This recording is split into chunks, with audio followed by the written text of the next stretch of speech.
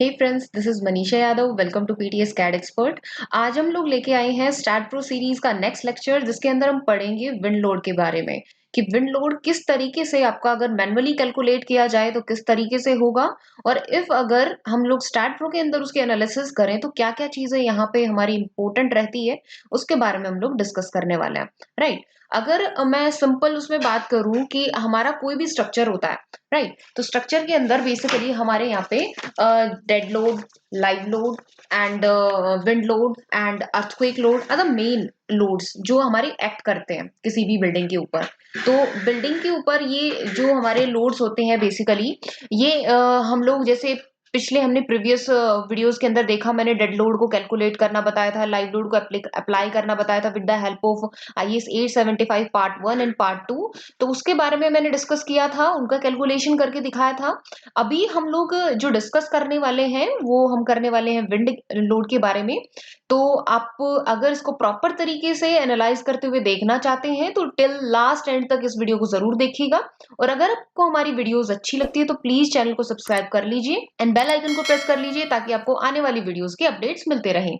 Then अभी हम लोग चलते हैं यहाँ पे कि बिल्डिंग्स के अंदर जो buildings are subjected to horizontal loads due to wind pressure. Wind pressure की वजह से आपकी बिल्डिंग के ऊपर हॉरिजॉन्टल लोड्स जो है वो आपके एग्जर्ट होते हैं।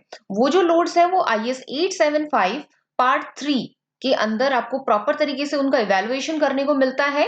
राइट। तो यहाँ पे बेसिकली ये जो लोड्स हैं ये आपके जो प्रेशर एग्जर्ट करते हैं वो वर्टिकल एक्सटर्नल वॉल्स के ऊपर करते हैं या फिर एक्सपोज्ड एरिया जो आपका बिल्डिंग है उसके बाहर का जो आउटर एक्सटर्नल एरिया है उसके ऊपर वो ज्यादा एक्ट करते हैं। तो sum of the pressure acting on exposed surface of structure walls and columns directly resisted by the bending in the members. तो ये जो जितने भी आपके विंड की अगर मैं बात करूं तो ये आपका बेसिकली आउटर जो आपके वर्टिकल मेंबर्स होंगे उनके ऊपर ये जो है आपका एक्ट करेगा। राइट। तो अभी हम लोग क्या है इसको थोरोली पढ़ने वाले हैं। पहले तो मैं आपको प्रॉपरली एक्सप्लेन करूंगी कि विंड लोड किस तरीके से वर्क करता है। राइट। उनका कैलकुलेशन किस तरीके से होता है। तो चलिए चलते हैं हम लोग कोड की तरफ कि क्या हमारे कोड्स जो है वो कहते हैं।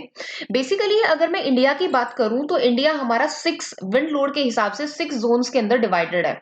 6 जोन है। 6 जोन के बेसिस पे आपकी विंड की स्पीड जो है वो वहां पे आइडेंटिफाई की गई है। राइट। तो उन्हीं स्पीड उसी विंड स्पीड के बेसिस के ऊपर हम लोग जो विंड का प्रेशर है वो यहाँ पे कैलकुलेट करते हैं। तो अभी हम लोग चलते हैं यहाँ विंड का जो प्रेशर है जो मैथमेटिकली आपका इवेलुएट होगा, डिजाइन विंड स्पीड जो आपकी इवेलुएट होगी इसी डिजाइन विंड स्पीड के ऊपर आपका विंड का प्रेशर होता है 0.6 इंटू वीजेड स्क्वायर। तो वीजेड क्या हुआ यहाँ पे, वीजेड आपका हुआ डिजाइन विंड स्पीड। राइट। यहाँ पे कोई भी पर्टिकुलर हाइट जो आप जितनी भी आप अपनी बिल्डिंग की हाइट ले रहे हो उस विंड हाइट के ऊपर आपकी जो विंड की स्पीड होगी वो आपकी यहाँ पे डिफाइन होगी। बेसिकली जो विंड स्पीड आपकी यहाँ पे पिकअप की जाती है वो आपकी की जाती है यहाँ से एक टेबल होती है आपकी आईएस 875 के अंदर। उसके अंदर आपको प्रॉपर तरीके से बेसिकली जो आपकी वैल्यूज होती है वो यहाँ पे 6 आपकी वीबी जो होती है यहाँ पे वीबी इंटू के वन इंटू के2 इंटू के3। तो इसके बारे में बताया गया है। तो ये जो वीबी की वैल्यू है यहाँ पे अगर मैं यहाँ पे इंडिया की बात करती हूँ तो यहाँ पे टोटल 6 वैल्यूज होती है 33, 39, 44, 47, 50 एंड 55 मीटर पर सेकेंड। राइट। तो ये सिटी टू सिटी आपकी चेंज होती है। लाइक अगर मैं दिल्ली की बात करूं, दिल्ली के आसपास के एरिया की बात करूं तो यहाँ पे जो वीबी की वैल्यू है वो 47 मीटर पर सेकेंड है। राइट। तो यहाँ पे फिर K1 जो आता है वो आता है आपको प्रोबेबिलिटी फैक्टर और रिस्क कॉफिशिएंट। रिस्क कॉफिशिएंट की जो वैल्यू है वो आपकी यहाँ से पिकअप होती है कि ऑल अगर जनरल बिल्डिंग्स एंड स्ट्रक्चर्स के बारे में आप बात कर रहे हैं तो यहाँ पे जो रिस्क कॉफिशिएंट है वो आपकी जो भी आपकी वीबी की वैल्यू होगी उसके बिहाफ पे यहाँ पे डिफाइन होगी। लाइक अगर मैंने दिल्ली रीजन लिया है वहां पे दिल्ली पिकअप किया है देन उसका जो रिस्क फैक्टर होगा वो 1 होगा। राइट। ये फिर जनरल बिल्डिंग्स एंड स्ट्रक्चर्स के लिए। अगर आपकी इसी तरीके से टेम्परेरी शेड्स है structure as those which during construction operation के दौरान जो बनाए जाते हैं टेम्परेरी शेड्स जो बनाए जाते हैं अगर उसके अंदर रिस्क फैक्टर अगर आप काउंट करते हैं तो आपका क्या होगा वो वीबी की वैल्यू के हिसाब से आपका डिफाइन होगा। इसी तरीके से building and structure presenting A low degree of hazard of the life तो उसके अंदर जो होगा आपका यहाँ पे वो यहाँ पे डिफाइन होगा। एक एक करके आप इनकी वैल्यूज को इवेलुएट कर सकते हैं। इसमें इसका डिजाइन पीरियड लाइफ भी बता रखी है स्ट्रक्चर की कि क्या लाइफ रहेगी। ओके। तो यहाँ पे आता है आपका इंपोर्टेंट बिल्डिंग्स। अगर आप इंपोर्टेंट बिल्डिंग्स बना रहे हैं लाइक हॉस्पिटल हुआ, public buildings basically hospital, schools, colleges, ये सब कुछ अगर आप मल्टी स्टोरी बिल्डिंग में, मल्टी स्टोरी जो रेजिडेंशियल बिल्डिंग्स बनाते हैं वो अगर आपका है, तो वो आपका किस में आता है, इंपोर्टेंट बिल्डिंग्स के अंदर आता है। तो उनकी जो लाइफ साइकिल जो इसके अंदर डिफाइन की गई वो 100 ईयर्स की गई है। और यहाँ पे जो रिस्क फैक्टर लोगे वो एज पर योर वीबी, मतलब जो आपकी एरिया के हिसाब से डिफाइन होगी, आपकी डिजाइन विंड स्पीड जो डिजाइन होगी उसके बिहाफ पे आप यहाँ पे पिकअप करोगे, राइट। जैसे यहाँ पे 47 के लिए जो आपका इंपोर्टेंट बिल्डिंग के लिए गया 1.07, क्लियर है। तो ये आपका यहाँ से डिफाइन होगा रिस्क कोफिशिएंट। देन उसके बाद में यहाँ पे जो नेक्स्ट आता है वो आता है K2। K2 is a terrain and height and structure size factor. Terrain factor इसे हम कहते हैं बेसिकली। तो टेरेन फैक्टर की जो डेफिनेशन है वो आपको यहाँ से मिल जाती है। ये बेसिकली कहाँ पे डिफाइन होती है, ये आपके यहाँ पे एज पर जोन्स, यहाँ पे जैसे एक तरीके से आपने पूरा का पूरा इसके बारे में पढ़ा। अभी यहाँ पे K2 जैसे factor of obtain design speed के बेसिस पे आपका हाइट ऑफ बिल्डिंग के बेसिस पे आप यहाँ पे पिकअप करोगे। यहाँ पे कैटेगरीज डिफाइन होती है आपकी। कैटेगरीज कहाँ पे आपकी डिफाइन है, बेसिकली अगर मैं बात करती हूँ यहाँ पे, ये these are the categories, terrain, height and structure size factor. Terrains का जो सिलेक्शन होता है वो 3 कैटेगरी होती है यहाँ पे, कैटेगरी 1, 2 एंड 3। कैटेगरी 1 के अंदर एक्सपोज्ड ओपन टेरेन आता है, जहां पे बिल्डिंग आपकी जो बिल्डिंग स्ट्रक्चर आसपास में जो सराउंडेड बिल्डिंग स्ट्रक्चर है वो 1.5 मीटर से कम के होते हैं। तो वहां पे कोई ऑब्स्ट्रक्शंस नहीं होता, तो वो कैटेगरी 1 में आ जाती है डिजाइनिंग, ठीक है। तो वहां फिर उसके बाद में अगर मैं दूसरी बात करूं तो दूसरी आपकी होती है यहाँ पे कैटेगरी 2। कैटेगरी 2 में क्या आता है आपका, यहाँ पे कैटेगरी 2 आती है ओपन टेरेन के लिए, जिसके अंदर 1.5 से 10 मीटर तक की बिल्डिंग्स जो अगर आसपास के जहां पे आप कंस्ट्रक्शन कर रहे हैं और उसके आसपास के एरिया में 1.5 से लेके 10 मीटर तक की बिल्डिंग की हाइट अगर वेरी कर रही है, तो वहां पे उस बिल्डिंग को आप जो K2 है वो वेरी कहाँ पे करेगा, वो कैटेगरी 2 के अंदर आएगा। देन कैटेगरी 3 आती है terrain with numerous closely space obstructions. इसके अंदर क्या आता है, 10 मीटर से ज्यादा की हाइट की अगर कोई भी बिल्डिंग होती आसपास में आपकी है, तो वो आपके यहाँ पे आ जाता है। और अगर कैटेगरी 4 यहाँ पे, सॉरी यहाँ पे कैटेगरी 4 भी है, and terrain with numerous large high closely space की बहुत ज्यादा कंजस्टेड एरिया के अंदर आप वहां पे अपना जो बिल्डिंग स्ट्रक्चर वो बनाने वाले हैं, तो उसके बेसिस पे आपका ये टेरेन एंड हाइट फैक्टर जो है वो डिपेंड करता है।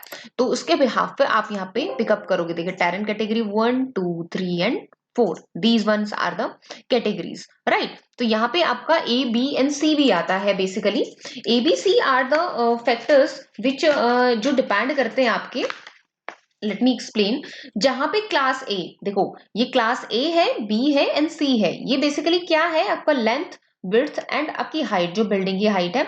अगर आपकी बिल्डिंग लेस देन 20 मीटर की है तो वो आपका क्लास ए के अंदर आपकी आती है। अगर आपकी बिल्डिंग आपकी 20 टू 50 के रेंज में है तो फिर वो आपको क्लास बी में आ जाती है। और अगर यहाँ पे आपकी जो बिल्डिंग है वो 50 मीटर से ज्यादा की है तो वो आपकी क्लास सी में आ जाएगी। तो आपकी बिल्डिंग की हाइट यहाँ पे डिफाइन करेगी और आपकी बिल्डिंग की कैटेगरी, यहाँ पे कंस्ट्रक्शन का जो एरिया है वो यहाँ पे डिफाइन करेगा कि आपको यहाँ पे K2 की वैल्यू क्या लेनी है, राइट। लाइक जैसे मेरे पास में मुझे जो आसपास के एरिया है ना, वहां पे मेरा लगभग कुछ ज्यादा मतलब वो नहीं आ रहा है। Like I just want to clear this one कि यहाँ पे मेरी जो बिल्डिंग्स है ज्यादातर मेरे आसपास के एरिया में वो 1.5 टू 10 मीटर के बीच में आ रही है, राइट। तो टेरेन की जो कैटेगरी आ गई मेरी 2 आ गई। 2 के हिसाब से अगर मेरी बिल्डिंग की हाइट 27 है, 27 है तो आपकी कहाँ पे लाई करती है, वो लाई करती है आपकी 20 टू 50 के रेंज में, जो कि क्लास बी है, ठीक है। कैटेगरी 2 में बी के बेसिस पे यहाँ पे 20 टू 30 इनके रेंज के बीच में, जैसे अगर 25 है तो आप 30 ले लीजिएगा, 25 से कम है तो आप 20 वाला फैक्टर पिकअप कर लीजिएगा, 1.2 1.05। या फिर आपका 30 ज्यादा है, 25 से ज्यादा है और 30 के तक है तो आप यहाँ पे इसका फैक्टर जो पिकअप करेंगे 1.10 पिकअप करेंगे, राइट। तो इस तरीके से आप यहाँ पे जो फैक्टर है K2 वो यहाँ से पिकअप करते हैं। ये सारे के सारे आपके मैन्युअली कैलकुलेशंस चल रहे हैं। मैं आपको यहाँ पे वैल्यूज जो है वो पिकअप करना बता रही हूँ कि किस तरीके से आप यहाँ पे वैल्यूज जो है वो पिक करेंगे एंड अपना जो विंड का प्रेशर है वो फाइंड आउट करेंगे, राइट। तो फिर उसके बाद में जो नेक्स्ट कॉन्सेप्ट आता है वो नेक्स्ट कॉन्सेप्ट है आपका इसके अंदर, वो आता है आपका K3 के रिगार्डिंग। बेसिकली ये जो आपका आता है ये टोपोग्राफी फैक्टर है। टोपोग्राफी फैक्टर के अंदर आपका आता है K3, ठीक है। K3 के अंदर जो आपकी वैल्यूज जो लाई करती है, जैसे वो आपका फैक्टर डिपेंड करता है अपवर्ड ग्राउंड स्लोप्स के ऊपर डिपेंड करता है K3 फैक्टर। इसके अंदर स्लोप क्या है, अगर स्लोप आपका लेस देन 3 डिग्री है ओके, लेस देन या इक्वल टू 3 डिग्री है, तो आपका जो K3 की वैल्यू होगी वो K3 की वैल्यू 1 होगी। और अगर आपका स्लोप 3 डिग्री से ज्यादा है तो K3 की वैल्यू कहां से कहां तक होगी, 1 से लेके 1.36 तक। क्लियर है? तो यहाँ पे आप K3 की वैल्यू इस तरीके से पिकअप करेंगे। फिर आपका डायरेक्ट आ जाएगा डिजाइन विंड प्रेशर, जिसके अंदर P, जिसको हम PZ से डिनोट करते हैं, PZ की जो वैल्यू है वो PZ की वैल्यू आपकी यहाँ पे जो इक्वल टू होती है 0.6 VZ स्क्वायर। तो वो आप यहाँ से पिकअप करते हैं। जब वो आपकी फाइंड आउट हो जाए then you have to calculate VZ, यहाँ पे आप अप्लाई कर देंगे। VZ की वैल्यू आप ऑलरेडी निकाल ही चुके हैं, VB into K1 into K2 into K3, right? तो वो आप यहाँ से पिकअप कर लेंगे। क्लियर है? तो फिर यहाँ पे आपकी डिजाइन विंड प्रेशर निकलने के बाद में आप पूरे के पूरे इसके हिसाब से अपना फोर्स जो है, विंड फोर्स जो है वो निकाल सकते हैं। विंड फोर्स बेसिकली डिफाइन होता है आपका CF into AE into PD, या फिर आपका जो भी आपने PZ निकाला था वो। ठीक है? तो फिर यहाँ पे क्या होता है कि CF क्या होता है, यहाँ पे फोर्स कोफिशिएंट होता है। CF की वैल्यू आपको इस डायग्राम से मिलती है, राइट? तो यहाँ पे आपका आता है, यहाँ पे अगर फोर्स निकालना है आपको, तो फोर्स आपका यहाँ पे इस तरीके से मिलेगा कि CF इंटू एरिया, जो आपका एक्सपोज्ड एरिया है उसको मल्टीप्लाई कर देंगे आपकी वहां पे विंड का जो आपने अभी अभी प्रेशर निकाला था उससे, तो आपका यहाँ पे विंड फोर्स निकल आएगा उस पर्टिकुलर जो भी आपका फेस होगा उसके ऊपर, राइट? तो यहाँ पे CF की वैल्यू फाइंड आउट करनी पड़ती है। CF डिपेंड करता है आपका यहाँ पे रेशियोज के ऊपर, यहाँ पे रेशियोज के ऊपर डिपेंड करता है। रेशियोज आपके होते हैं A/B के, या फिर H/A या फिर H/B, लाइक दिस वन। ठीक है? तो उसके बेसिस पे आपके जो CF है वो फाइंड आउट होता है। एग्जाम्पल के लिए मैं आपको लिए चलती हूँ कुछ कैलकुलेशंस के ऊपर, like I just want to go on this calculation, this one. यहाँ पे मैंने विंड कैलकुलेशन की हुई है, वो किसी पर्टिकुलर बिल्डिंग की हुई है। ओके, तो इसके अंदर क्या है आपका, लेंथ मैंने किसी बिल्डिंग की ली है 36, विड्थ मैंने ली है 29, हाइट मैंने ली है 27। ओके, तो ये मैंने लेंथ विड्थ एंड हाइट अपनी बिल्डिंग की बता दी है। फिर उसके बाद मैंने वीजड, जैसे जो कि हमारी यहाँ पे मैंने बताया था, यहाँ पे जो आपका निकल के आता है VZ is something like this design wind speed, तो वो आपका यहाँ पे किस तरीके से निकल के आता है, VB into K1 into K2 into K3। तो मैंने यहाँ से इसी तरीके से उस टेबल से जो VB की वैल्यू वो पिकअप की है, K1 की वैल्यू उसी तरीके से फाइंड आउट की है, एंड देन फिर उसके बाद K2 की वैल्यू मैंने यहाँ पे फाइंड आउट की है कैटेगरी 2 क्लास B के लिए।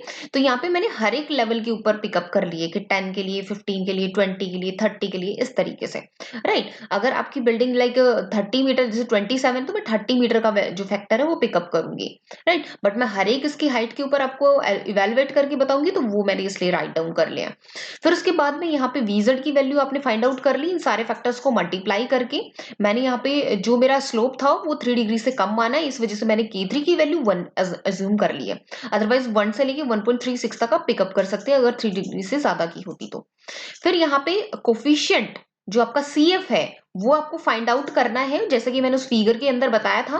इसके अंदर A/B is this one, this is A, this is B, 29/36 and H/A 27/29 and 27/36। इनका रेशियोज आपको निकालना पड़ता है। इन्हीं रेशियोज के बेसिस पे आपको CF की वैल्यू फाइंड आउट होती है, राइट? इस ग्राफ के हिसाब से आपको फाइंड आउट होगी।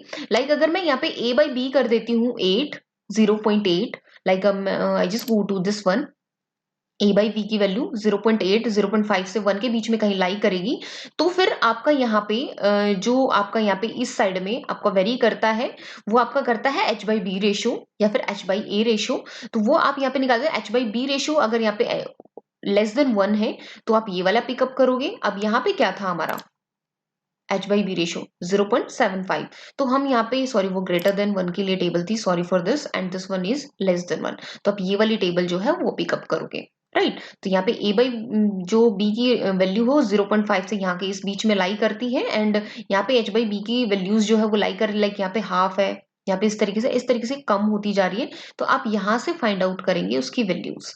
क्लियर है? जहाँ पे ये कर्व आके यहाँ पे आपकी अटैच होगी वो आपकी यहाँ पे होती है CF की वैल्यूज। तो इसी के बेसिस पे मैंने जो अपनी वैल्यूज है वो फाइंड आउट की है। I just go to my calculation and this one is, यहाँ पे CF की वैल्यू मैंने दोनों डायरेक्शन में निकाली है आपकी, X डायरेक्शन में भी एंड Z डायरेक्शन में, दोनों रेशियो ले लिए मैंने H/A एंड H/B, राइट?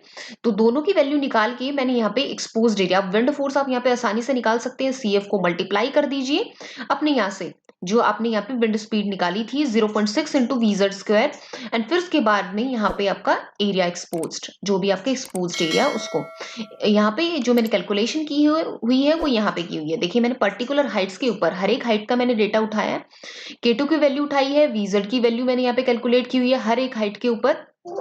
फिर यहाँ पे PZ भी कह सकते हैं हम इसको, PD भी कह सकते हैं। फिर मैंने इसकी वैल्यू निकाली 0.6 इंटू VZ स्क्वायर। VZ क्या निकला, इसका स्क्वायर करके अगर मैं 0.6 से मल्टीप्लाई कर दूं तो ये मेरी वैल्यूज आ जाएंगी। इसी तरीके से आप यहाँ पे फोर्स निकाल सकते हो, इसको PI भी बोल सकते हो या F भी बोल सकते हो। यहाँ पे या एक आपकी x डायरेक्शन की, ये आपकी z डायरेक्शन की। तो यहाँ पे मैं CF, यहाँ पे x डायरेक्शन का मैंने जितना भी इवेलुएट किया था, ये किया था मैंने x डायरेक्शन का 0.96, तो यहां से आप इसको पिकअप कर सकते हो 0.96 इंटू दिस वन, ये आपकी आ गई। फिर इसी तरीके से इस वाली हाइट के लिए और इसी तरीके से यहाँ पे इस तरीके से आप very 0.6 into this one, 0.96 into this one, 0.96 into this one and this one, and ये आपकी x की आ गई है। इसी तरीके से आपका यहाँ पे 0.75 z डायरेक्शन के बेसिस पे आपका कैलकुलेट हो जाएगा इधर। ठीक है, तो ये आपका था मैनुअली, कि अगर आप हॉरिजॉन्टल फोर्स लगाएंगे तो वो आपका यहाँ पे इवेलुएट कुछ इस तरीके से होता है। क्लियर है? तो ये आपका यहाँ पे इवेल्युएशन था। अब अगर मैं बात करती हूँ स्टैड प्रो की, तो स्टैड प्रो के अंदर जो भी आपकी एनालिसिस होती है वो आप वहां पे सिर्फ और सिर्फ K1, K2, K3 इनकी वैल्यूज डाली जाती है। ये PZ की वैल्यू, ये F की वैल्यू वो अपने आप कैलकुलेट करता है, आपको कैलकुलेट करने की जरूरत नहीं होती है।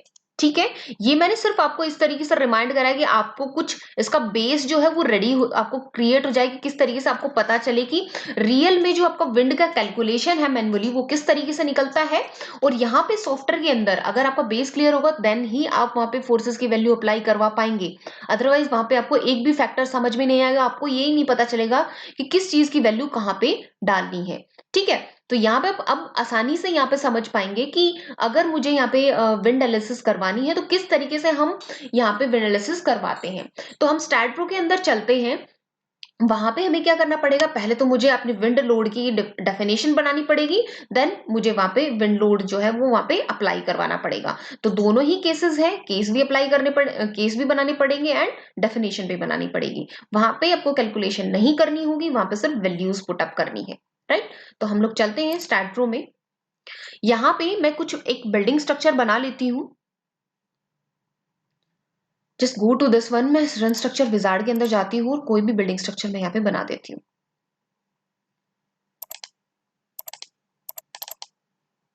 यहाँ पे इसकी लेंथ, विड्थ एंड हाइट आप यहाँ पे डाल सकते हैं। Like I just want to put one, कोई भी रैंडम आप यहाँ पे अपनी लेंथ, विड्थ एंड हाइट डाल सकते हैं। I just want to pick 36, 29 and height is 27। Clear है? मैंने इस तरीके से अप्लाई किया एंड ओके किया दिस वन। आप इसमें नंबर ऑफ बेस कम ज्यादा भी कर सकते थे, वो आपका यहाँ पे हो सकता है। Like I just want to give this one, और मुझे नंबर ऑफ बेस इतने ज्यादा नहीं करने हैं तो आप यहाँ पे कम भी कर सकते हैं। मैं एक एक कम कर रही हूँ यहाँ पे, और भी कम कर सकते हैं, डिपेंड्स ऑन यू। राइट, अभी मैं इसको इसके अंदर मर्ज करवा देती हूँ, यस एंड ओके। ये मेरा मर्ज हो गया इधर। राइट, तो अभी हमें क्या करना है, अभी हमें एक एक करके इसके सिमिलर, जैसे हम पहले वहां पे अपने क्रॉस सेक्शंस प्रोवाइड करते थे, सपोर्ट्स प्रोवाइड करते थे, बिल्कुल वैसा ही प्रोसीजर है आपका यहाँ पे। सिंपल चल रही है अपने जनरल के अंदर, और यहाँ पे मैं डिफाइन कर देती हूँ इसमें अगर आपको कॉलम का साइज अलग रखना है और बीम का अलग रखना है तो आप यहाँ पे कॉलम एंड बीम का साइज अलग अलग रख सकते हैं। राइट, अभी जैसे मैं यहाँ पे सिंपल एक ही केस बना रही हूँ, इस वजह से मैंने सिर्फ एक ही यहाँ पे ऐड किया है। आप बीम एंड कॉलम का साइज अलग अलग रख सकते हैं। अगर आपको उसके अंदर कोई डाउट है तो प्लीज प्रीवियस वीडियोस में जाके चेक कीजिए, वहां पे मैंने प्रॉपर तरीके से आपका क्रॉस सेक्शन अप्लाई करना वहां पे ऑलरेडी बताया हुआ है। यहाँ पे मैं क्लिक कर देती हूँ एंड देन असाइन कर देती हूँ, मैं असाइन टू द व्यू। मैं सबको सेम ही साइज असाइन कर रही हूँ यहाँ पे। वैसे होता नहीं है सेम साइज, मे बी ऐसा भी हो सकता है कि हर एक कॉलम का साइज बदल जाए, मे बी ऐसा भी हो सकता है कि हर एक बीम का साइज बदल जाए। राइट, तो आपको अपने स्ट्रक्चर के बिहाफ पे वहां पे क्रॉस सेक्शन अप्लाई करना है। मैं यहाँ पे एग्जांपल के लिए इसको ले रही हूँ जस्ट एक सिंगल साइज। मैंने यहाँ पे सपोर्ट किया है, सपोर्ट के अंदर मैंने यहाँ पे क्रिएट किया है, एक फिक्स सपोर्ट यहाँ पे ऐड कर लिया। फिक्स सपोर्ट ऐड करने के बाद में मैं इसके फ्रंट में चली जाती हूँ एंड सेलेक्ट कर लेती हूँ बॉटम नोड्स को। बॉटम नोड्स को सेलेक्ट करने के बाद में यहाँ पे सेलेक्ट कीजिए नोड्स, असाइन एंड ओके। यहाँ पे आपका सपोर्ट जो है वो अप्लाई हो गया। अभी सपोर्ट अप्लाई हो गया है, क्रॉस सेक्शन अप्लाई हो गया है, then we have go to definitions. आपको लोड की डेफिनेशंस पे जाना होगा, राइट। तो पहले तो मेरे को यहाँ पे विंड अगर मैं अप्लाई कर रही हूँ तो उसके लिए मुझे विंड डेफिनेशंस क्रिएट करनी पड़ती है। विदाउट डेफिनेशंस के आप यहाँ पे विंड लोड नहीं अप्लाई कर सकते। मैं यहाँ पे क्लिक कर रही हूँ, ऐड कर रही हूँ, ठीक है। जिस भी नाम से और जिस भी उसके से करना चाहे आप कर सकते हैं, and close. Then I just select this and add this one. Add करने के बाद में आप यहाँ पे इसको जो प्रोवाइड कराएंगे, like I just want to give custom के हिसाब से कैलकुलेट एज पर ASCE के ऊपर आप क्लिक करेंगे। देन यहाँ पे आपका पूरा डेटा जो है वो ओपन होता है, राइट। आपको कोड का कौन से वाला वर्जन यहाँ पे एक्टिवेट करवाना है वो यहाँ पे एक्टिवेट करा सकते हैं। फिर वही कैटेगरीज, वो 4 कैटेगरीज जो मैंने आपको कोड के दौरान बताई थी, तो वो कैटेगरीज आप यहाँ पे पिकअप करेंगे। इसी तरीके से यहाँ पे विंड स्पीड जो है वो आप पिकअप करेंगे, और किसके अंदर देनी है, मीटर पर सेकंड के अंदर, तो मीटर पर सेकंड के अंदर यहाँ पे अप्लाई करेंगे। फिर आपकी एक्सपोजर कैटेगरी, जैसे कि अब मैंने कोड के अंदर बताई थी वहां पे, तो वो एक्सपोजर कैटेगरी आप यहाँ पे पिकअप करेंगे। और बिल्डिंग स्ट्रक्चर आपका किस टाइप का है वो यहाँ पे करेंगे, बिकॉज बिल्डिंग स्ट्रक्चर के ऊपर ही आपका डिपेंड करता है K2 फैक्टर। ओके, तो इस तरीके से आप यहाँ पे अपना स्ट्रक्चर का टाइप बताएंगे कि मुझे बिल्डिंग स्ट्रक्चर ही बनानी है, तो यहाँ पे क्लिक करेंगे। देन उसके बाद में आपको इसके अंदर हिली एरियाज भी बनानी है नहीं बनानी है, तो फिर वो यहाँ पे यस और नो आप कर सकते हैं। फिर उसके बाद में आपको सॉरी सॉरी सॉरी पहले आपको अप्लाई करना पड़ेगा। Then go to building data. Building data में जाने के बाद आपको बिल्डिंग की हाइट बतानी पड़ेगी। हाइट आपने ली थी यहाँ पे 27, यहाँ पे मैंने जो लेंथ ली थी वो लेंथ ली थी मैंने 36, और मैंने जो विड्थ ली थी वो मैंने ली थी यहाँ पे 29। ओके, और सारी की सारी मैंने मीटर्स के अंदर ली थी, तो आप यहाँ पे मीटर्स डिफाइन कर दीजिए। क्लियर है। फिर आपकी बिल्डिंग की फ्रीक्वेंसी यहाँ पे बताएंगे, एंड देन डैम्पिंग रेशो। यहाँ पे बताने के बाद में आपको पार्शियली इनक्लोज बिल्डिंग है, ओपन बिल्डिंग है, कैसी है वो यहाँ पे बता सकते हैं। जैसे हमारी जो बिल्डिंग्स होती है उनमें डोर एंड विंडोज होते हैं, बैल्कनीज वगैरह होती है, तो मैं उसको पार्शियली इनक्लोज जो आपकी बिल्डिंग है मैं उसको ये वाली चीज कह रही हूँ। अगर प्रॉपरली पूरी की पूरी क्लोज बिल्डिंग है तो वो इनक्लोज बिल्डिंग हो जाएगी, और बिल्कुल आपकी ओपन बिल्डिंग का ट्रस्ट टाइप का कुछ है तो वो आपका यहाँ पे ओपन बिल्डिंग हो जाएगी। तो मैं यहाँ पे पार्शियली इनक्लोज बिल्डिंग को ही अप्लाई कर रही हूँ, अप्लाई, राइट। तो यहाँ पे आप इसको यहाँ पे क्लिक करेंगे, ये आपकी इंटेंसिटी एज पर हाइट वगैरह से आपकी हो सकती है। यहाँ से आप पिकअप करेंगे यहाँ पे विंडवर्ड लेना है या लीवर्ड लेना है। विंडवर्ड मतलब डायरेक्ट आपकी हवा किस फेस के ऊपर एक्ट करेगी वो आपका विंडवर्ड होता है, तो उसी के बेसिस पे एनालिसिस करवाती हूँ। अपोजिट मतलब साइड में से साइड वॉल्स को अगर आपको पिकअप करना है तो साइड वॉल्स के ऊपर भी पिकअप कर सकते हैं। बट जो मेरा प्रेशर लगता है, जो विंड का प्रेशर लगता है, वो एक्सपोज्ड आपका एरिया होता है। एक्सपोज एरिया जो माना जाता है, जो मैं विंड लोड जो मैं कैलकुलेट विंड प्रेशर जो मैं कैलकुलेट करती हूँ वो मेरा एक्सपोज के ऊपर होता है। मतलब जिस फेस के ऊपर डायरेक्ट आपका विंड प्रेशर एक्ट करेगा तो उसका एरिया ही अज्यूम करके मैं कैलकुलेट करती हूँ अपने विंड लोड को, राइट। तो फिर अभी मुझे क्या करना है, मैंने यहाँ पे विंडवर्ड ही कर दिया एंड अप्लाई कर दिया एंड ओके कर दिया। यहाँ पे आपका देखिए सारे के सारे इंटेंसिटीज एंड हाइट्स आ गई है, तो मैंने यहाँ पे ऐड कर दिया। यहाँ पे आता है आपका एक्सपोजर फैक्टर। एक्सपोजर फैक्टर क्या होता है, मान लीजिए आपके पास में कोई वॉल है, वॉल का अगर एरिया 100 मीटर स्क्वायर है और उसके अंदर अगर कोई भी एक बिल्डिंग सॉरी एक विंडो आ गई जिसका एरिया 10 मीटर स्क्वायर है, राइट। तो उसमें से आपका टोटल एरिया कितना बचा, 90 मीटर स्क्वायर, तो इसका जो फैक्टर बचा हो गया ना वो 0.9 हो गया है, ठीक है। तो वो आपका होता है यहाँ पे फैक्टर, एक्सपोजर फैक्टर, कि कितना एरिया के ऊपर आपके प्रॉपरली विंड जो है वो एक्ट करेगी। और अगर विंडो है, जैसे विंडो तो ओपन भी रह सकती है, तो उसमें से हवा थ्रू आउट निकल जाएगी तो वो प्रॉपर एक्ट नहीं कर पाएगी। तो इसलिए यहाँ पे जो फैक्टर है वो आपको पिकअप करना है। एग्जाम्पल के लिए मैं जो ये फैक्टर है वो 0.5 ले रही हूँ, 50%, राइट। तो मैं रैंडम पिकअप कर रही हूँ। आप अपने जो एक्सपोजर एरिया है, जो आपका एक्सपोज वाला जो फेस होगा उसके ऊपर आप कैलकुलेट करेंगे उसको, राइट। कि आपने पूरी की पूरे जो फेस है, पूरा का पूरा जो फेस है इसमें से डिडक्ट कर देंगे जो आपकी ओपनिंग्स है उसका एरिया, तो आपका एक्सपोजर फैक्टर निकल आएगा। तो यहाँ पे ऐड किया मैंने एंड ओके किया, इसको मैंने असाइन टू द व्यू कर दिया, दिस वन। ओके, तो ये आपका विंड की जो डेफिनेशन है वो क्रिएट हो गई है। विंड की डेफिनेशन क्रिएट होने के बाद में आपको जाना है लोड केस डिटेल्स के अंदर, ऐड कर देते हैं। ऐड करने के बाद में यहाँ पे आपका आता है, देखिए नॉर्मल होते हैं पहले तो, dead load, it's so simple, dead load तो आपका आएगा ही किसी भी बिल्डिंग पे। फिर उसके बाद में लाइव लोड, वो तो नॉर्मल है, जैसे कि मैं पहले भी बता चुकी हूँ। तो ये दोनों तो मेरे को ऐड करने ही है। फिर उसके बाद में आपका आता है विंड लोड। विंड लोड आपका यहाँ पे चार जो केसेस हैं वो ऐड होंगे।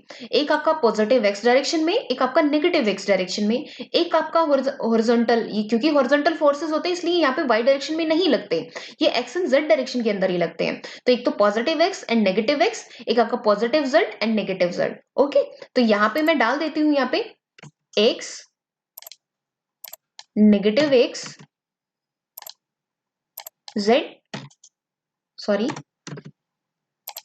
And negative Z. Okay, this one. तो ये इस तरीके से मैंने यहाँ पे ऐड किए 4 केसेस, वो मेरे विंड के थे।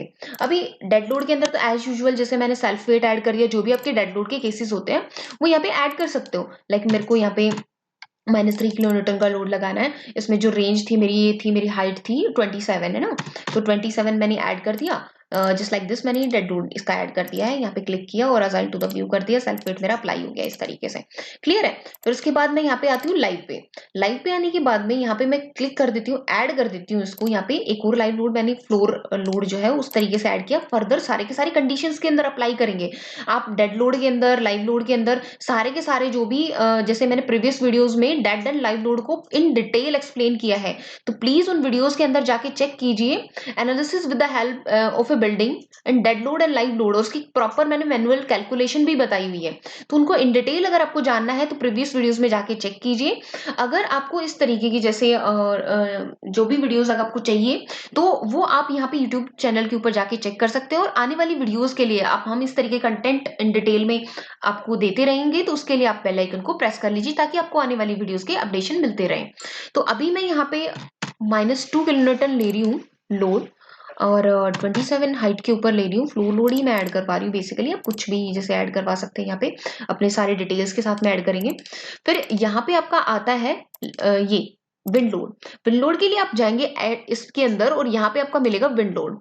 विंड लोड यहाँ पे आपका आता है विंडवर्ड फेस के अंदर, राइट। तो विंडवर्ड फेस में पॉजिटिव फैक्टर के साथ में मैं इसको ऐड कर रही हूँ क्योंकि मेरा पॉजिटिव एक्स है, राइट। और मैंने इसको क्लोज किया, तो यहाँ पे मेरा जो लोड है देखो यहाँ से इस फेस के ऊपर लग रहा है। फिर देन उसके बाद में मैं जाती हूँ यहाँ पे नेगेटिव एक्स में, ऐड किया, वापस मैं विंड लोड के ऊपर जाती हूँ। अब की बारी मेरे को एक्स ही विंडवर्ड फेस लग रहा है, मैंने लीवर्ड फेस नहीं लिया, इसलिए मैं इसको नेगेटिव एक्स यहाँ से नहीं ले सकती हूँ, राइट। तो आपको यहाँ पे क्या करना पड़ेगा, विंडवर्ड फेस में ही फैक्टर को माइनस करना पड़ेगा। मैं इसको फैक्टर को माइनस करती हूँ, तो यहाँ पे सॉरी मैं यहाँ पे रेंजेस भी डाल दीजिएगा, अदरवाइज वेरी कर जाएगा, इसमें बाई रेंज भी डाल दीजिएगा। ऐड किया एंड ओके किया, सच लाइक दिस। मैं इसको भी सेलेक्ट करके एडिट कर देती हूँ जरा, मैंने इसमें रेंज नहीं डाली थी, आप यहाँ पे ऐड कर दीजिएगा। ओके, प्रॉपर तरीके से अप्लाई होगा। फिर उसके बाद में यहाँ पे जेड में चलते हैं हम लोग। जेड में आपको जेड डायरेक्शन का विंड लोड पिकअप करना है विंडवर्ड फेस के साइड में, positive Z, 27 height, add and close this one. And इसी तरीके से नेगेटिव जेड डायरेक्शन के अंदर ऐड के अंदर हम लोग जाएंगे यहाँ पे wind load z direction -1 and 27 and add this one. Okay, तो इस तरीके से आपके सारे के सारे जो लोड्स है वो जनरेट हो चुके हैं। अब जनरेट हो चुके हैं तो इसी तरीके से एज यूजुअली हम लोग इसमें लोड कॉम्बिनेशंस बना लेंगे। लोड कॉम्बिनेशंस मैं इसको यहाँ से बनाती हूँ ऑटो लोड कॉम्बिनेशंस के जरिए। ऑटो लोड कॉम्बिनेशंस के जरिए आप डायरेक्ट भी बना सकते हैं यहाँ पे फैक्टर डाल के, बट मैं विंड लोड भी है तो उसके भी फैक्टर हमारे ऐड होते हैं, तो मैं यहाँ पे डायरेक्ट इंडियन कोड के हिसाब से जनरेट कर देती हूँ। एंड फिर उसके बाद में मैं इसको यहाँ पे ऐड कर देती हूँ। तो ये देखिए आपके सारे के सारे जो लोड जनरेशन जो आपके कॉम्बिनेशंस थे वो जनरेट हो गए हैं इसके हिसाब से। क्लियर है। तो ये तो आपका था यहाँ पे लोड एप्लीकेशन करना। Then we have go to the analyse. Go to the analyse, यहाँ पे हम लोग ऐड कर लेते हैं क्या क्या चाहिए आपको। Then we have to go to the analysis.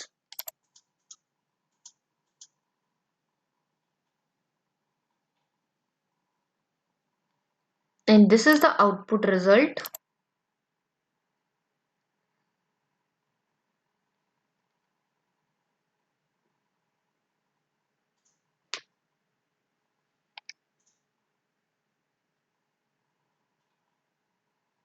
Go to the result. यहाँ पे मैंने मेंबर फोर्सेस निकाले हैं इन सारे लोड्स की वजह से। मेंबर नंबर 1 के ऊपर लोड के सारे यहाँ पे कॉम्बिनेशंस भी बने हैं ना आपके सारे, देखो यहाँ पे 10, 11, 12, 13 कितने आपके केसेस बन गए, यहाँ पे 26 केसेस बन गए हैं। उन सारे के सारे 26 केसेस के ऊपर हर एक मेंबर की यहाँ पे फोर्सेस एंड स्ट्रेसेस अवेलेबल है, राइट। तो इस तरीके से आप यहाँ पे इसकी एनालिसिस करेंगे, then go to the design. आप इस तरीके से यहाँ पे डिजाइन करेंगे, जैसे यहाँ पे क्लिक करते हैं हम लोग, यहाँ पे कंक्रीट पिकअप कर लेते हैं। कंक्रीट पिकअप करने के बाद में यहाँ पे आप इंडियन कोड जो है IS 456 यहाँ पे पिकअप करेंगे, एंड देन उसके बाद में आप यहाँ पे अप्लाई करेंगे अपने डिजाइन पैरामीटर्स। जो भी कंक्रीट की ग्रेड है वो कंक्रीट की ग्रेड आप यहाँ पे यूज कर सकते हैं, और जो भी आप स्टील की ग्रेड है वो स्टील की ग्रेड आप यहाँ पे यूज कर सकते हैं। लाइक